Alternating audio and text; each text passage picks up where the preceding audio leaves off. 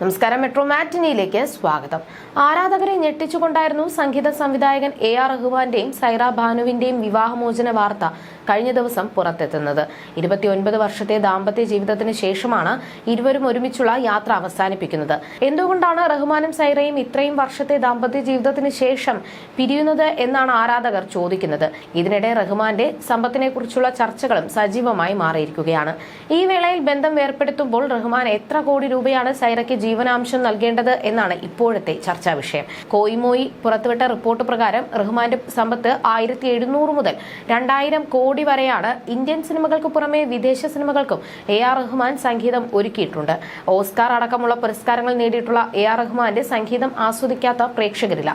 റിപ്പോർട്ടുകൾ പ്രകാരം ഒരു സിനിമയ്ക്ക് സംഗീതം ഒരുക്കാൻ റഹ്മാൻ വാങ്ങുന്ന പ്രതിഫലം 8 കോടി രൂപയാണ്. അമർ സിംഗ് ചങ്കീലയുടെ ജീവിതം പറഞ്ഞ സിനിമയിൽ നായകനായ ദിൽജീത് ദോസാഞ്ചിന് ലഭിച്ച പ്രതിഫലം 4 കോടിയായിരുന്നു. അതേസമയം ചിത്രത്തിലെ സംഗീതമൊരുക്കിയ റഹ്മാന് ലഭിച്ചതാകട്ടെ 8 കോടിയും. ഒരു പാട്ടിന് മാത്രമായി റഹ്മാൻ 3 കോടിയും സംഗീത നിശയ്ക്ക് 2 കോടിയുമാണ് പ്രതിഫലമായി വാങ്ങുന്നത് എന്നാണ് റിപ്പോർട്ടുകൾ പറയുന്നത്. എന്നാൽ ഇതുവരെയും അത് സംബന്ധിച്ച ഡിമാൻഡുകളൊന്നും സൈറയുടെ ഭാഗത്തു നിന്നും ഉണ്ടായിട്ടില്ലെന്നാണ് വിവരം.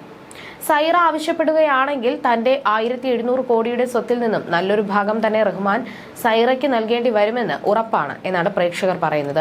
പരസ്പര സ്നേഹം നിലനിൽക്കുമ്പോഴും അടുക്കാനാകാത്ത വിധം അകന്നുപോയെന്ന് പ്രസ്താവനയിൽ പറയുന്നു. രണ്ടുപേരിൽ ആർക്കും ഇത് നികത്താൻ പറ്റുന്നില്ലെന്നാണ് സൈറ കുറിപ്പിലൂടെ വ്യക്തമാക്കിയത്. അതിനിടെ റഹ്മാന്റെ വിവാഹമോചനത്തിന് പിന്നാലെ അദ്ദേഹത്തിന്റെ ബാൻഡിലെ ബാസിസ്റ്റ് മോഹിനി ഡേയും വിവാഹമോചിതയായിരുന്നു. പിന്നാലെ ഇതുമായി ബന്ധപ്പെടുത്തി പല കഥകളും സോഷ്യൽ മീഡിയയിൽ പ്രചരിച്ചിരുന്നു. എന്നാൽ റഹ്മാന്റെയും സൈറയുടെയും വിവാഹമോചനത്തിന് ഇതുമായി യാതൊരു ബന്ധവും ഇല്ലെന്നാണ് അഭിഭാഷക അറിയിച്ചത്. കൊൽക്കത്ത സ്വദേശിയാണ് 28-കാരിയായ മോഹിനിയുടെ. AR റഹ്മാനൊപ്പം നിരവധി രാജ്യങ്ങളിലായി 40-ലേറെ ഷോകളിൽ മോഹിനി പങ്കെടുത്തിട്ടുണ്ട്.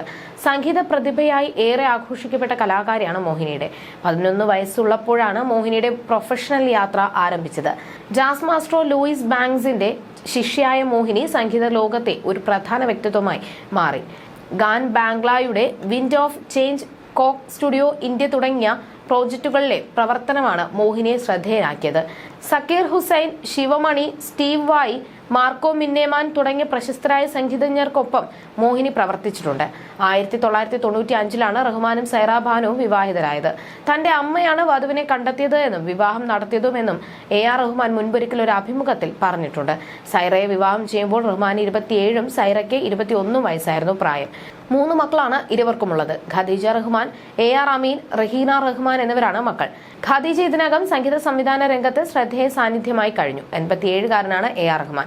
കരിയറിൽ നിന്നും സജീവ സാന്നിധ്യം. ഭാര്യയെ പ്രശംസിച്ചുകൊണ്ട് ചില അഭിമുഖങ്ങളിൽ റഹ്മാൻ നേരത്തെ സംസാരിച്ചിട്ടുണ്ട്. You're watching me on metromatney.com. On metromatney.com. metromatney.com. Subscribe for more videos. Subscribe for more videos. Subscribe here for more videos. Subscribe now. Thank you.